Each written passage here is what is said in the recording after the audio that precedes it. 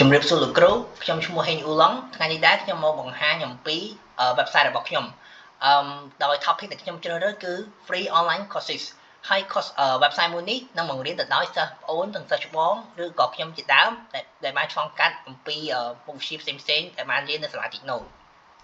ហើយ target user របស់ខ្ញុំគឺសម្រាប់អ្នកប្រជាជនខ្មែរទូទៅដែលចូលចិត្តរៀន technology ថ្មីៗក្នុងភាសាខ្មែរ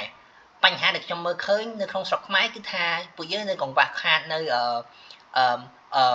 ការបង្រៀនជាភាសាខ្មែរនិងជាវីដេអូខ្មែរ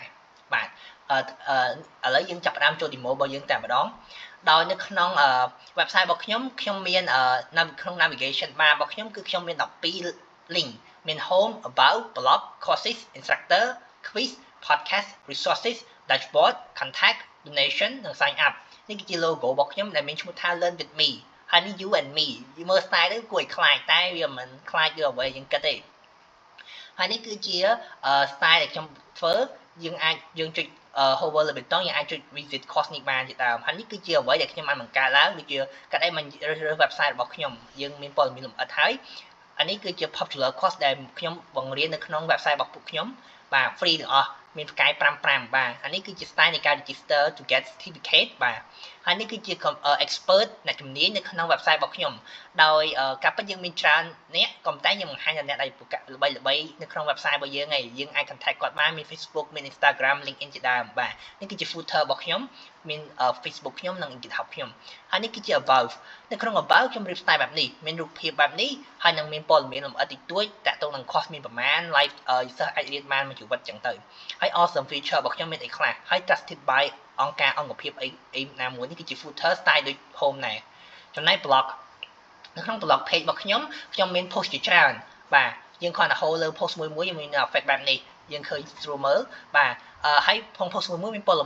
មានខ្លីៗឲ្យយើងមើលដែរបើយើងចាប់អារម្មណ៍យើងគ្រាន់តែចុច read more មកបាទយើងនឹងចូលអានអត្ថបទទាំងមូលបានហើយនេះហើយនេះគឺជា related article បាទយើងអាចចុច related read more ដូចគ្នាដែរយើងអាចអានបន្តចំណែកនេះគឺជា category ឧទាហរណ៍ខ្ញុំចង់ដឹងថា algorithm post មានអីខ្លះយើងគាត់ចុចមកនេះមាន2 post online learning មាន3 post បាទ certificate មាន2 post ចឹងទៅហើយយើងចង់អានយើងចុច read more ដូចគ្នាដែរចំណែកនេះគឺជា courses ក្នុង courses របស់ខ្ញុំដូចគ្នាដែរខ្ញុំអាចចុច programming មាន 3 course data science មាន2 web development មាន3ហើយឧទាហរណ៍ខ្ញុំខ្ជិលចុចចឹងឧទាហរណ៍ខ្ញុំមានចិត្ត run course ខ្ញុំក៏ចង់រៀន HTML ឬក៏ CSS ក៏ខ្ញុំចុច CSS វានឹង load course CSS មកនេះមានប៉ុណ្ណឹងហើយយើងចង់រៀនក៏យើងចុច learn មកយើងអាចរៀនវាបានដែរឧទាហរណ៍ខ្ញុំចង់រៀន Python free បាទ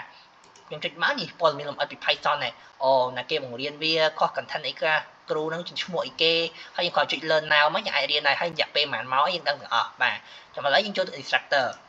នៅក្នុង instructor របស់ខ្ញុំមាន style បែបនេះគ្រូមួយយើង hover មាន Facebook GitHub និង Telegram របស់គាត់គ្រូរបស់ខ្ញុំទាំងអស់មាន10គ្រូបាទមានច្រើនបាទហើយនេះគឺជា list all instructor ដែលយើងមាននៅក្នុង page របស់យើងហ្មងបាទហើយជំនាញគាត់ផ្សេងគ្នាព័ត៌មានលម្អិតក៏យើងអាចចុច Facebook គាត់មើលបានយ៉ាងនេះខ្លួនចំណែកនេះគឺជា quiz យើងអាចធ្វើ quiz បានបើយើងចាប់អារម្មណ៍ឧទាហរណ៍ខ្ញុំអាចបន្ទាប់ពីយើងរៀនហើយយើងចង់ធ្វើ quiz លំហាត់ដើម្បីតេស្តខួរក្បាលយើងហើយអញ្ចឹងយើងអាចចុច start quiz មកយើងអាចធ្វើ quiz បានបាទ quiz ឧទាហរណ៍ខ្ញុំចាត់ចុចទៅបើគិតត្រូវខទេ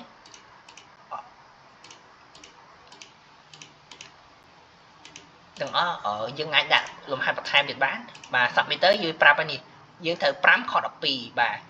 ឡូវ podcast ចំណែកឯ podcast វិញក្នុង podcast យើងមាន podcast ជាច្រើនដែលនឹងនិយាយដែលពួកយើងនឹងចែករំលែកក៏តែឥឡូវយើងអត់ទាន់បានចែករំលែកទេយើងគ្រាន់តែយករបស់គេមកប្រើសិនឧទាហរណ៍នេះយើងឧទាហរណ៍ខ្ញុំចាប់អារម្មណ៍ The Future of AI អញ្ចឹងខ្ញុំក៏ចង់ដឹងព័ត៌មានលម្អិតវាខ្ញុំក៏ចុច play now មកវានឹង load វីដេអូ load ព័ត៌មានលម្អិតវីដេអូរបស់គេទេពួកខ្ញុំអត់ទាន់មានបង្កើតវីដេអូហ្នឹងទេបាទហើយនេះជា relate episode ឧទាហរណ៍យើងចាប់ហើយយើងចាប់អារម្មណ៍ cyber security យើងចុច cyber security មកមើលតទៀតនេះគឺចំណែកឯ page resources គឺជា page គឺជារបស់មួយដែលយើងអាច download PDF zip file របស់ភាសាផ្សេងបានដែលពួកខ្ញុំ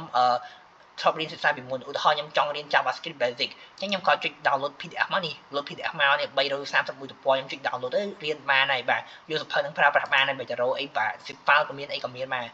ហើយនេះគឺជា link សម្រាប់យើងចង់រៀនបន្ថែមទៀតហើយនេះជា footer ធម្មតាទេ style ដូចមុនដែរហើយនេះចំណែក dashboard នេះគឺបង្ហាញអំពី course ដែលយើងបានចុះឈ្មោះរៀននិង course ដែលយើងបាន complete ឥឡូវខ្ញុំរៀនទាំងអស់ចុះឈ្មោះរៀន8បញ្ចប់បាន12នេះបញ្ចប់ completed អត់ដល់បញ្ចប់ in progress បាទ